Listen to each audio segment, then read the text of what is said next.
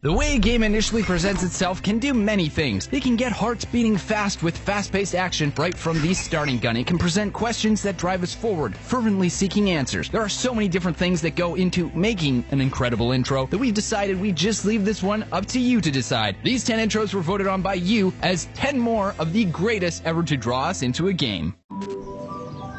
Final Fantasy X Blitzball. It's a game played and beloved by Tidus' home city of Zanarkand, and something he's renowned for his mastery of. Today's no ordinary day. In fact, Tidus has a big match to play. Unfortunately, that match is given an unscheduled rain check as an enormous beast named Sin interrupts proceedings, raising Zanarkand to the ground in a cinematic that's as visually astounding as it is impactful. So what separates Final Fantasy X's opening sequence from the slew of other aesthetically gorgeous giant monster attacks that pepper this franchise? The emotional impression. For one, in this short time it managed to introduce to us a harmonious, peaceful city punctuated by the innocent enjoyment of a widely adored pastime. Then it brought all of that to ruin at the hands of a titanic creature. But mostly it proved that 10 games in, and it can still rock us and leave our jaws agape just the same as day one. Well played, Final Fantasy.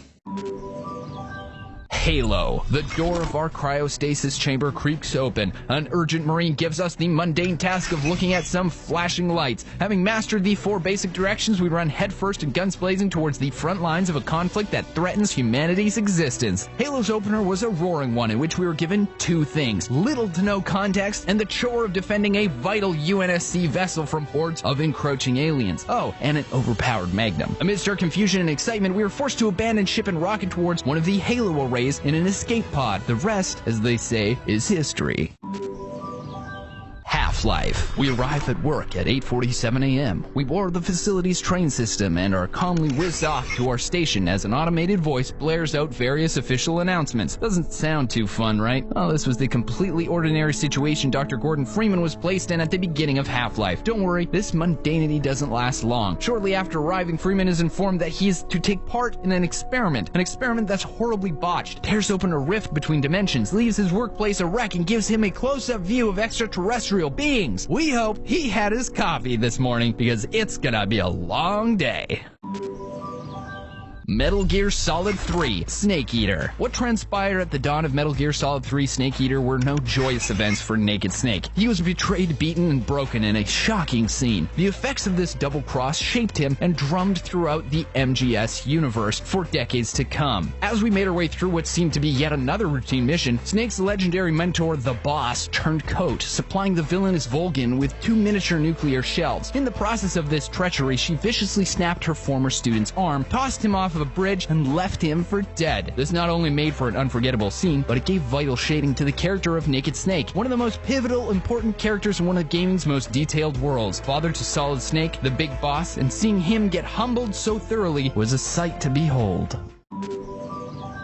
Borderlands. The first Borderlands game catapulted us into a dog-eat-dog world in the most simplistic, fitting fashion possible. It sent us marching right into a den of bandits to riddle them full of lead, do some looting, and listen to the humorous musing of a stupid robot called Claptrap. In just a few scant moments, we were not only familiarized with the controls, but what would become renowned as the primary strengths of the entire franchise: its humor, its gunplay, and its loot system. For all it managed to accomplish in such a brief period of time, it's hard to think of an intro getting much better than that.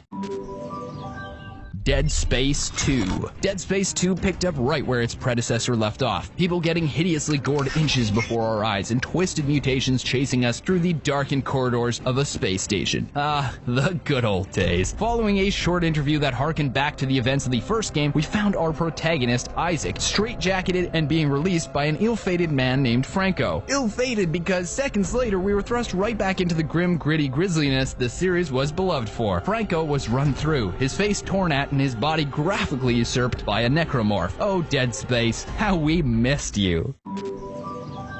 Fallout 3. In the harsh, unforgiving wastelands, personal motivation is key. Fallout 3's introduction gave us a detailed insight into what spurred our character onwards, why he would be leaving the sturdy confines and safeness of a vault to tread the irradiated barrens. From stumbling around as a toddler to shooting radroaches with BB guns, answering the humorous questions of a quiz to finally witnessing the scarred surface world firsthand. What's most impressive? In a game so heavily hinged upon the player's custom creation and choices, all of these motives didn't usurp our control or make us feel like a third wheel whatsoever. They merely drove us forward with vigor.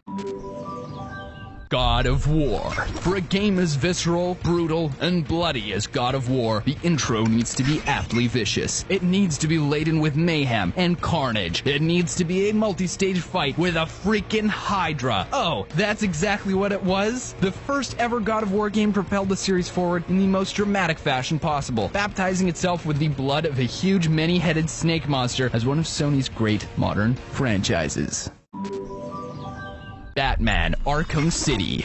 Bruce Wayne is on stage giving yet another political speech to waves of flashing cameras, hardly what we expected from the next installment of Rocksteady's caped epic. Suddenly, the banality is broken. Bruce is rushed and seized by armed gunmen. In a darkened room, we're confronted by the brilliant madman Hugo Strange, who leans in close and reveals that he's aware of Bruce's worrying tendency to dress as a giant bat and fight crime. We were then made to file in line with so many criminals and wretches that Bruce had apprehended under the mantle of his alter ego, culminating in a battle with one of his greatest rivals, the Penguin. Arkham City masterfully played on Batman's true weakness, his humanity, his identity. In stripping the cowl and cape, the Dark Knight was rendered nearly powerless. It made for an engrossing, exciting first few minutes of gameplay.